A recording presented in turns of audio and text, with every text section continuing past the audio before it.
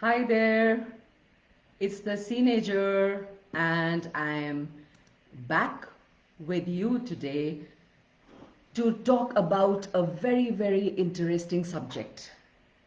And I'm sure you're wondering, I wrote a small snippet in my introduction to what I was going to cover today, and it talked about the connection between shame and consumption. Now, I hope you're able to hear me well enough because I'm not wearing my uh, earphones. Let me switch this on. I'll just take a moment. Just give me 1 second. Yes, I think the sound will be better with this. Hi again. So here I am with my Seek the Seenager segment, and what I'm going to be covering is the connection between shame and consumption. Now, you need to ask me, what is this consumption I'm talking about? I see a small lag in my audio and sound, but let's carry on. Okay, now the consumption we are talking about is, guess what? We'll come to that. Let's move forward on what I have put together for you in this session. A lot of young people today are consuming. No, not Pepsi, not Breezer, that is old fashioned, that is boomer material, that's ancient for the fossils. They're consuming stuff that is far more exciting. They're consuming deliriums, if you have even heard of the term. So let's begin to ask a few questions. I am calling today's session the trip sitter. You would have heard this word trip. Who trips? Have you heard of a youngster, even an old person, a middle-aged person, age no bar, but we are more concerned about the young people, the teenagers in particular, the adolescents, and we all know that the adolescent today goes right up to age 25. So what is this tripping all about? And who is the trip sitter? The Seenager seeks. The Seenager seeks every Saturday, but today we've advanced it by a day because I have a commitment tomorrow and I did not want to miss these 30 minutes with all of you. In my conversation with you, I'm looking for answers as much as you are. Remember, I'm seeking.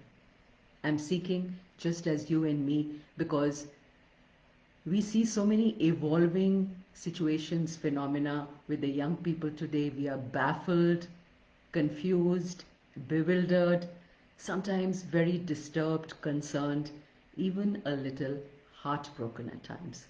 So we are all seeking. The mandate is on us to continue this seeking. Let's seek a little more about tripping. Who trips? Has any one of you sitting out there ever been with someone tripping? Tripping is a word associated with consumption of a drug. It could be marijuana, it could be weed, hash, ganja, it could be cocaine, it could be a whole lot of other things. When a person is under the influence of any of these drugs, they experience a particular level of excitement. It can be quite high. They feel very happy. They feel they are able to deal with life. Sometimes it can get out of hand. Sometimes there can be an alternate reality opening up for that person, and at times it can also lead to disorientation. Now, this form of experience, this extreme form of experience, is referred to as tripping. I've not experienced it. There weren't that many opportunities. I can't say with confidence. If I would have availed of those opportunities, I can't say. Maybe I would have tried it. There was no opportunity. But today, young people are surrounded by these opportunities to trip. It's all around them. It gets younger and younger. It's available in schools, in playgrounds, in homes, with the neighborhood panwala. It just takes a phone call to get a substance of your choice. What I'm going to share with you is who is a sitter, and there is a theory. I haven't researched this theory. I haven't come to any informed conclusion myself. It's just something that I have read a lot about, and I presume that some of you may not have heard of it, and therefore I'm here to share it with you. So the trip sitter is a person who sits with another person who's tripping. The trip sitter himself is not tripping. Is sober. He or she is sober. He's like a co-pilot. He's guiding the person who is consuming the drug through that experience, making sure that the person does not come to as much harm as he or she otherwise would. Now, consumption is a risky behavior. No one knows the outcome. A lot depends upon the quality of the substance being consumed. There is more and more this phenomena of a trip sitter. It happens at music festivals where a lot of psychedelic drugs are used, where there's an entire segment of people that associates it with a higher level of creativity.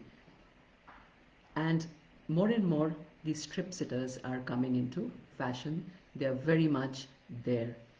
A reason also is that perhaps the festival organizers have learned through experience, through some bad experiences, because one hears about overdoses. Drug overdoses is not something that is all that uncommon.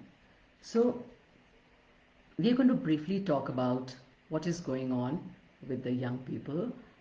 And let me start by sharing a slide with you here which says one conversation can turn a problem around. Do you, my friend, hear the sound of silence? There is a sound of silence around us. We don't talk about uncomfortable subjects. We have started to. We have started to, but we still fear judgment. We fear humiliation, shame, ridicule. We fear being thought of as lesser people, as lesser teachers, as lesser parents, as lesser neighbors, and therefore we hide. We stop short of sharing, but that is what the Seenager Seeks program is about. It's to speak about subjects, speak about experiences and topics that we are going through, that we are struggling with, many of us, behind the mask. Behind the mask, we say, "How are you?" And you normally answer, "All is well." Well, there's another way of saying it. All is in the well. In Punjabi, they say, "Khoo vich." With many of us, things are, maybe, God forbid, in the well. So one conversation can turn a problem around.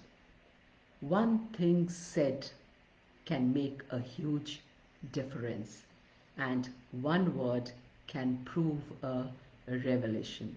So my revelation to you is this phrase today, the trip sitter. Ask the young people in your lives. Ask them, what is this tripping? Where does it happen? How do you negotiate it? Who ensures that you do not come to harm? Have you, my dear friend, listening to this, Pragati, Surabhi, rest of you, have you ever guided a young person who's tripping? I have not. But perhaps the time is here to reduce the harm. Remember, in my last episode, I talked about how a mighty parent today needs a young person or needs to permit they, special young person, to be at their worst or be at their most challenging uh, phase. So here, is this something we've ever done? Now, substance by substance, you will be talking about alcohol. I mentioned some of the drugs being used. There is peer pressure behind this use. A young person may just pick it up once to give it a try because everybody else is doing it at school. But more often than not, what follows is a free falling existence. One thing leads to another. Initially, many a times for young people, it's to take care of the insomnia. Many of them are up at night, and when they come to class, to schools, they find it difficult to concentrate, and they're going to take a little substance, one smoke up, one puff, to help them stay awake in classes. Even football grounds in schools, behind the bushes, behind the trees, there are corners in schools. Young people are smoking up. And again, this perception that it's only happening in the urban schools is not entirely true, because, well, there's a Indian society is aspirational, and because of the internet, the world has become flat, and there are a lot of young people from the, well, not so privileged homes. You hear about drug use on the road, you hear about syringes being found on the road, but the consumption is not just in urban homes, it is out there across the board. We are talking more about urban homes because most of my listeners here, most of my experiences, my knowledge has been about the urban homes, about elite schools, elite middle-level schools. And this consumption is happening. It is pushing children, pushing young people into what I just mentioned as a free-falling existence, because one thing leads to another. And because with substances, prevention is always better than cure. Sometimes cure doesn't happen, it's too late. It's very difficult to snatch young people back from the jaws of literally oblivion. They just lose themselves. Therefore, it's very important to inform ourselves, to be aware, and to stay in tune of what is happening. Now, the W word, which is the weed. Well, Baba Ramdev has been fighting a battle to legalize weed. I have very strong feelings about this substance because I have seen what it can do to young minds, how it can literally addle their brains. But I know there is an entire community, entire school of thought out there who are fighting because it has palliative properties. With certain cancer patients, it can alleviate their pain. That is true. In its oil form, it has its pluses and applications. However, the way it is consumed and the volumes in which it is consumed and puffed, not many parents, not many teachers know what it can do to the young people, and that is a very dangerous situation. I don't know how many schools are running workshops to inform their teachers of what could be the symptoms of marijuana consumption in schools, because that particular age group, with their hormones raging, with the intense peer pressure, with the constant exposure to online content, they're literally being bombarded by a lot of information from Instagram, from Snapchat, from a whole lot of channels out there online. It's something that ought to be taken up, and not just teachers, even parents need to educate themselves on what could be the symptoms. I know that I was not, and all that I'm sharing now with you is in retrospect. For instance, I did not know that red eyes could be a symptom of marijuana consumption. I did not know that marijuana consumers experience a craving for snacking. So Baba Ramdev, legalizing weed. I think it's already been legalized in our country silently. There is a place, Malana, in Himachal Pradesh, where a lot of young people head for It's grown there, I believe, of good quality. And some of the other drugs that young people are using are hash, cocaine, ecstasy, acid, hookah. And why do they consume? Why do they consume? Well, one theory is that it just makes it easier for them to regulate. Well, they're not regulating their emotions, they're basically numbing their emotions. And to an extent, the fault is with us. Well, in the sense that, have we, in our parenting and our teaching, taught them how to regulate their emotions?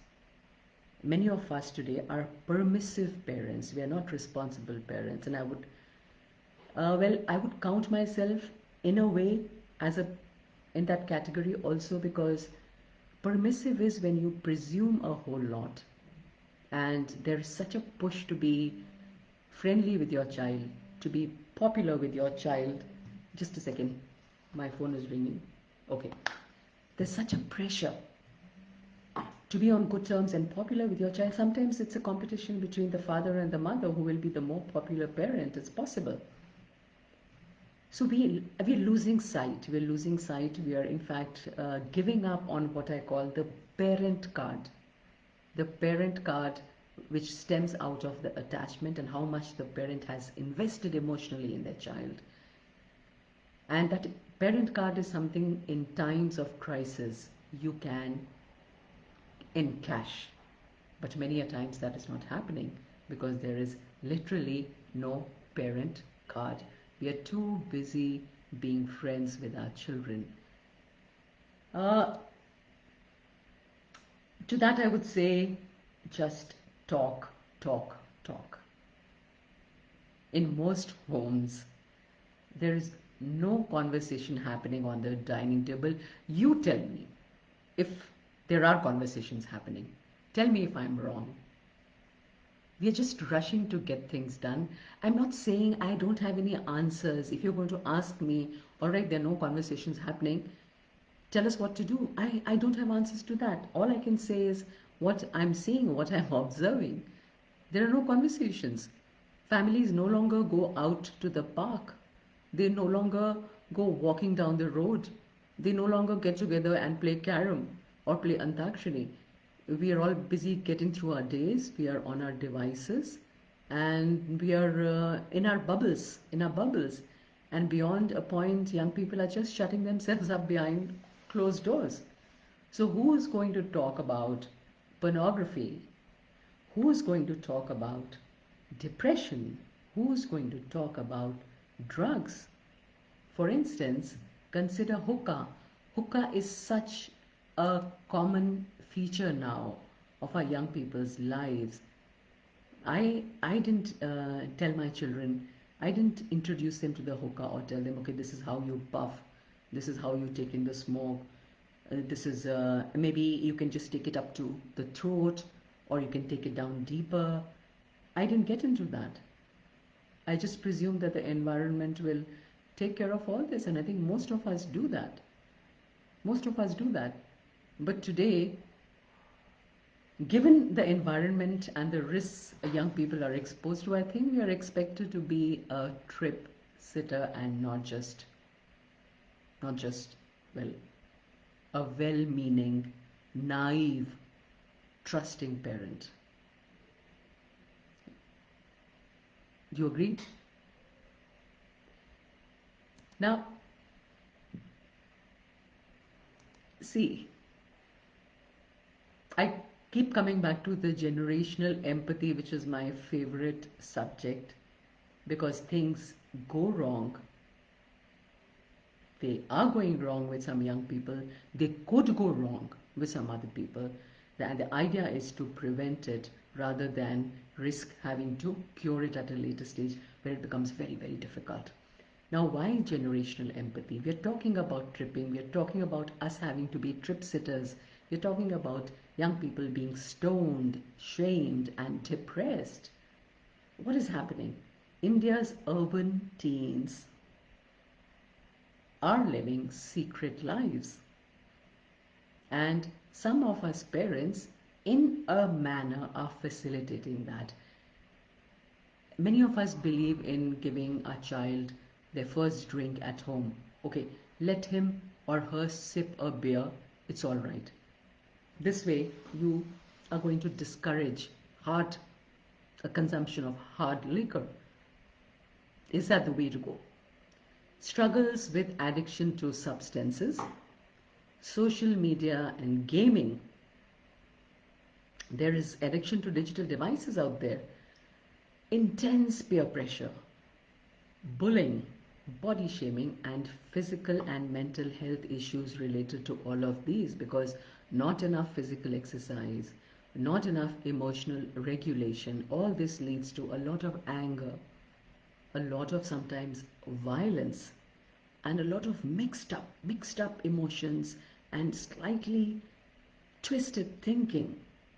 Literally a a pot that is on boil inside the head all the time with no direction, no anchor, and confusing signals coming from every quarter. Imagine a young brain. Imagine a young brain in that state of, well, stimulation. It's not always very safe. Now, what's happening with the young people? There are a lot of temptations. The boundaries are blurred. There is easy adventure, especially online, and some events can happen that will have repercussions for years and years to come. We don't know. We don't know where they are going online, who they are meeting online. We really don't know. It's uncharted territory, and we try, perhaps we need to try harder. What's happening with the urban teens, with the urban young? Well, most of the privileged young people, how much pocket money do you think they get? They're probably getting a pocket money which is more than the salary of the domestic servant in their houses. There are open bars at home. Most of us don't lock up stuff. We trust our children. And who's to say what's happening at the open bars? It's tempting. Once the addiction, some kind of, they just get used to it and it just feels nice. What is stopping young people from dipping into the bar at home? They may not do it. I'm not saying that every young child does it, but this is the reality in most of our homes. And a lot of privileged young have access to the money and the substances that can cause them grief, and the older generation is not watchful or alert enough, I would say. I would put it like that. Also remember that the privileged young people don't have any responsibilities. They're not repaying loans. They are not contributing to the expenditure at home. There are a lot of young families, well-off families, privileged families that will keep gifting their children expensive gifts, even cars, vehicles, whatever they need. And the thought behind all of this is that let's keep them happy. Let's keep them let's be in their good books, because that's one way to stay connected with them, and the connection is more important. Not many parents or teachers today want to be unpopular with the young people. And more than anything else, what worries me is that there is a sense of resignation and inevitability. What is the trip sitter about? You're resigned. You have decided that this is going to happen, so let me reduce the harm. This is one way of reducing harm reduction. There is also a sense of inevitability. I know I've done that myself as a parent once, because when my child was, telling us, she was not telling us, she was asking us whether she can go to a particular place in South India, and we went ahead and said yes, because the logic was that she's going to go anyway. So might as well maintain this appearance of her having sought permission and us having some kind of a bargaining power, bargaining hold over her. A lot of parents are doing that. They're not putting their foot down. They're not insisting. on certain boundaries. That's for a fact. Ask yourself, and if I'm wrong, I'd like to hear from you. Stop and listen. That would be my recommendation. We are not listening enough. We do, we do get to hear uh, certain things, certain phrases, certain sentiments, certain concerns, certain worries, certain ways in which our young people share things with us. They may not do it very openly, but you get a sense, you can catch on. So the time today is to stop and listen, and in a manner, I would say, listen to the silence. Actually, the silence is so deafening around certain subjects and topics. Perhaps we don't want to see it, don't want to admit that our young are treading dangerous waters. For example, let me ask you, I recently came across this term called the thirst trap. It's called the thirst trap. I don't know if you've heard of it. It's young people posting pictures of themselves in provocative clothing, sometimes just lingerie, or sometimes a translucent or a transparent bit of clothing. It's all not nude, but it's definitely provocative. And why are they doing it? They want to be able to say, I'm cool, I'm bold, I'm comfortable, I'm okay with my body. But how appropriate are these pictures? How open are they to misuse online?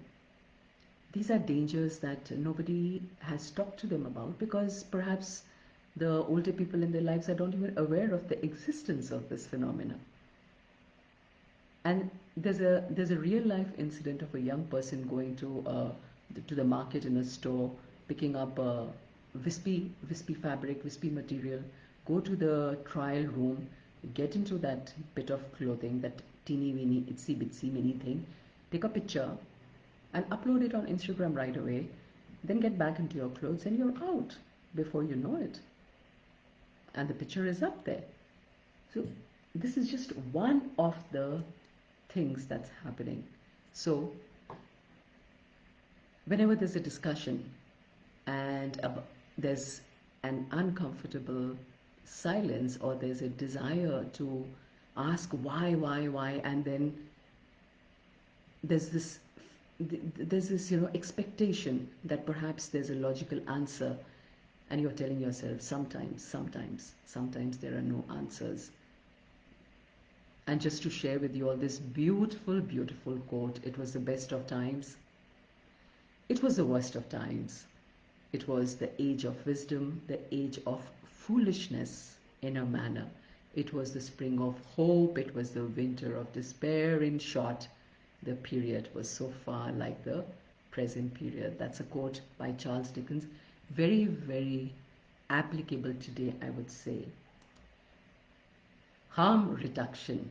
I started my session with you all today by indicating to you what the trip sitter is. Trip sitter is directly related to this idea of harm reduction. Harm reduction implies that you accept that young people will consume. You don't make it taboo or not done for them because you fear that they will do it anyway.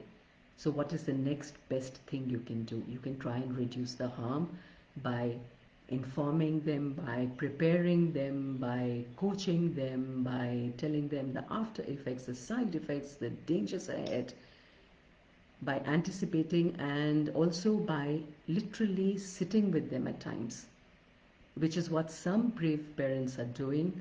I don't believe that is the ideal way, but it is true that today a parent literally is expected to be, and some of us are doing this. Some of us are being the trip sitters, while some of our kids are going through these, let's call them psychedelic experiences. Could be emotional psychedelic experience, could be spiritual psychedelic, a creative psychedelic experience, a physical adrenaline rush psychedelic experience. They are going literally where no man, no child, no young person has ever gone before. So do read up a little more on the trip sitter. Do read up a little on harm reduction. Open your eyes and your ears and be alert on the dangers ahead for our young people. Give me a call if you have something to share, if you agree with me, disagree with me, if you feel I'm being an alarmist, and watch out for my next episode, The Seenager Seeks. I promise you, I will be bringing something new every time I switch on this camera on. Wisdom Curators, Provoking Minds. Thank you, Pragati. Thank you, Surabhi. Thank you, Wisdom Curators. See you next. Bye-bye.